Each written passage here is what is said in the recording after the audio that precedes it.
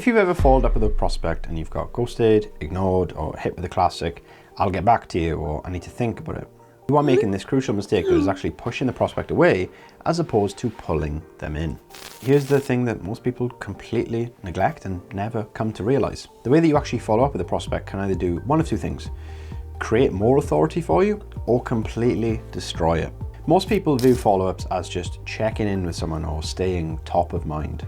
If you're following up the way that 99% of coaches do, you're actually lowering your status and making the sale even harder. In this video, I'm going to reveal to you why your follow-ups never lead to anything more than getting ghosted and why they never lead to conversions. I'm also going to show you the mistake that you're making that is killing your sales, and I'm also going to show you how to follow up in a way that doesn't completely destroy the chance of a sale or the level of authority that you have with that prospect. And if you hang around until the end of the video and help me increase my average watch time, I'm going to share the biggest follow-up mistake that instantly drops your credibility and makes the prospect ignore you. So if you've ever sent a follow-up saying, "Hey, I'm just checking in. Hey, I'm just putting this to the top of your messages. Hey, I'm just bumping this up. Hey, I just wanted to check if you're still interested," or you're saying, "Any thoughts on my last message?" and you have unfortunately lost the sale. Here is why. Now, most people do not respond to these messages not because they're not interested, but because the message itself gives that person no reason to actually respond to you. If your follow-up sound like a bit of a reminder instead of an opportunity, and you are forcing the prospect to restart the conversation, and most of them just won't really be bothered to. So how do you actually follow up in a way that actually gets replies as opposed to you getting ignored?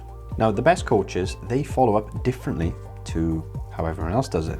And they don't just randomly send willy-nilly follow-ups that get no response. They control the conversation by structuring their follow-ups in a way that actually creates momentum within the conversation. Now, the problem is that most people do not realize that they are making these mistakes whilst following up, and they don't realize that it's killing their sales. So the three biggest mistakes are as follows. Mistake number one is that you are just checking in. And what this tells me is that you are following up without a reason. And ultimately, you are wasting your own time. A follow-up should never, ever feel like a check-in. It should feel like a way of you carrying on the conversation that you've already had. If you are following up in a way that is just checking in with someone, then you are leaving it up to the prospect to restart the conversation, and they probably won't bother. Ultimately, that is why they ignore you.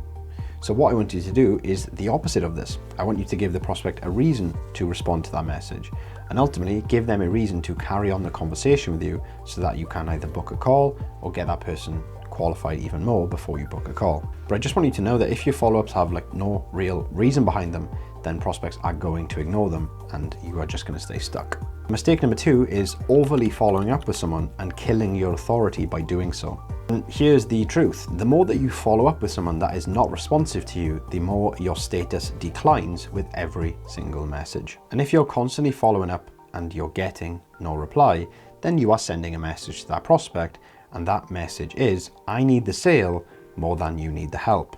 And obviously the power dynamic doesn't really lead you anywhere positive. And your prospects can actually sense that in the follow-ups that you send.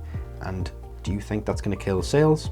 I would probably say that it is going to. So how many times do you think that you should actually follow up before you even consider moving on? Firstly, I want you to drop that in the comments. I want you to tell me what you think is an acceptable level of follow-up. Is it once? Is it twice? Is it 3 times? Is it 4 times? That's down to you, but comment down below and obviously let me know what you think. But there is actually a rule for how many times you should follow up before you should consider that lead to be gone. And obviously I break down this inside my academy, so if you want more information on that and you want to learn how to effectively follow up and not break the rules, then click the link down below. But ultimately, if you are following up too many times, you are decreasing your status, you're telling the prospect that you need the sale and that person is probably turned off by it, and you are becoming background noise in that person's life by following up one too many times. And the third mistake that you're making with your follow-up is that you are sending the same message every single time. Most people, they send the same follow-up every time and they expect somehow get a different result, which is literally the definition of insanity. If a prospect doesn't respond to the first message, then what reason do you have to think that they're going to respond to the second, the third, or the fourth message if it's all the same? And before you say, "Oh, I need to follow up with gifts," or "I need to use humor," like, "Oh, have you been eaten by a crocodile," to follow up, just please don't, because that is very poor advice if you've been told to do that. Each follow-up needs to do the following 3 things.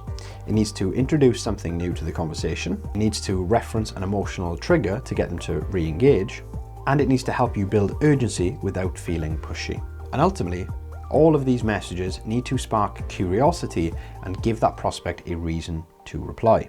Because if you do not know how to create curiosity and switch things up to follow up with prospects, then your prospects are just going to start avoiding your messages completely. Now, there is one fatal mistake that you can make when it comes to following up that will, how do I say it lightly? Fuck you up. And by fuck you up, what I mean is it's going to ruin your authority and it's going to make the prospect psychologically clock out.